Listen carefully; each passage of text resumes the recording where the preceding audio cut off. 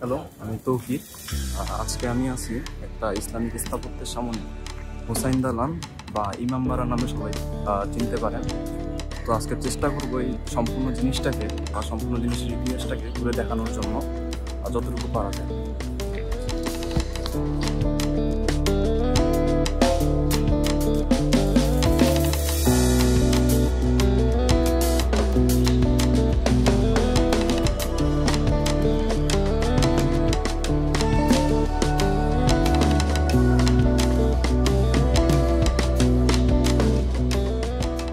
আমি আছি এখন ইমামবাড়ার সামনে, যেটা আমাদের এই রাজধানীর বাজারে অবস্থিত।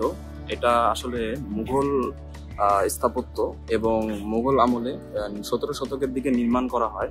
ইমারতি মুহাম্মদ সাল্লাল্লাহু আলাইহি ওয়াসাল্লামের পুত্র মুহাম্মদ বিন আলী শহীদ হওয়ার স্মরণে এটা নির্মাণ করা হয়েছে।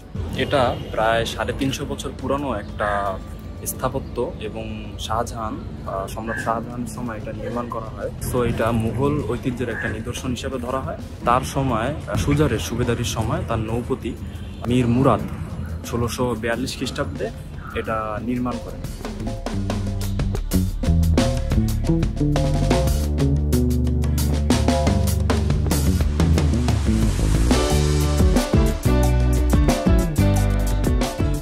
এর পরবর্তীতে চলে আসে ইংরেজ শাসনামল। ইংরেজ শাসনামলের সময় ইস্ট ইন্ডিয়া কোম্পানি, সবাই চিনবেন, এই ইস্ট ইন্ডিয়া কোম্পানি এটা 2বার সংস্করণ করেছিল। পরবর্তীতে 1897-এর দিকে এখানে একটা বিশাল মাপের ভূমিকম্প হয়, যেটার কারণে এটা ধ্বংসপ্রাপ্ত হয়ে যায়, প্রায় ক্ষতিগ্রস্ত হয় অনেক।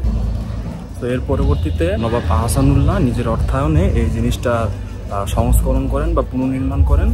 এবং নবাব আহসানুল্লাহকে অনেকে চিনবেন এবং অনেকে চিনবেন না। তিনি হলেন স্যার সলিমুল্লাহ, তার পিতা।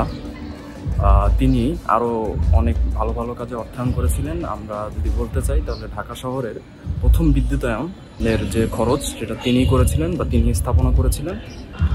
পরবর্তীতে আমাদের দেশের একটা সেরা প্রতিষ্ঠান, যেটা আমরা জানি বাংলাদেশ প্রকৌশল বিশ্ববিদ্যালয়, এখানে তিনি প্রবাবলি 1,12,000 টাকা ওই যুগে বা ওই শাসন আমলে তিনি অর্থায়ন করতে চেয়েছিলেন, কিন্তু তার জীবন দশায় সেটা সম্ভব হয়নি। পরবর্তীতে তার পুত্র স্যার সলিমুল্লাহ সেই কাজটা বাস্তবায়ন করেছিলেন।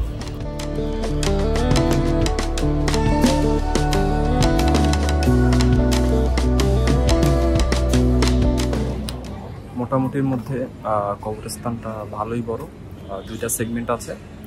2 সেগমেন্টের মাঝে রাস্তা করে দেওয়া, যেখান দিয়ে মানুষজন চলাচল করতে পারে। এখানে দেখতে পারলাম যে কিছু কিছু কবর বেশ পুরনো। 1989 সালের একটা কবর আমি দেখতে পেয়েছি। 1980 সালেরও এরকম ছিল কিছু, আবার 15, 19 এরকম সালেরও ছিল, মানে সব মিলানো মেশানো।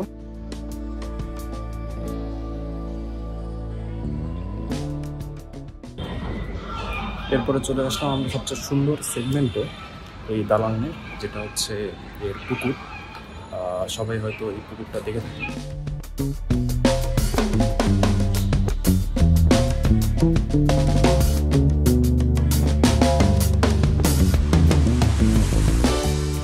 এর পরবর্তী ইতিহাসটা হচ্ছে 2011 সালের দিকে ইরানি সরকার তাদের নিজের অর্থায়নে এই অংশটুকুর স্থাপনার দায়িত্ব নিয়েছিল।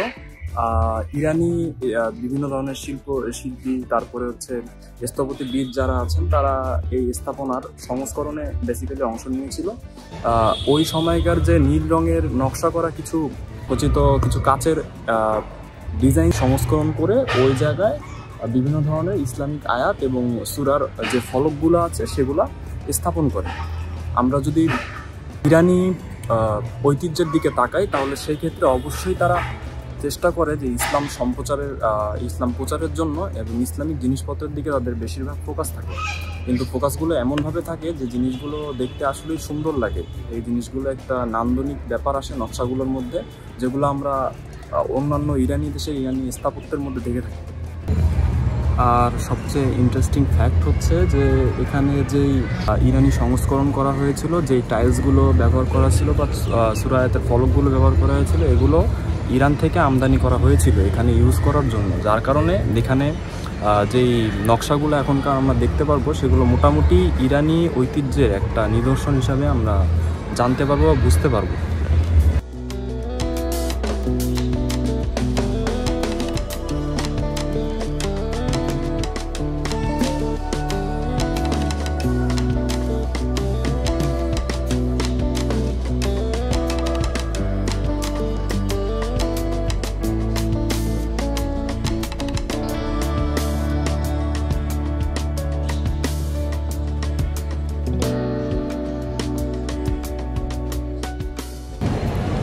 আজকে এই পর্যন্তই। আবহাওয়া অত্যন্ত গরম ছিল, একদম এক্সস্টেড হয়ে গেছি।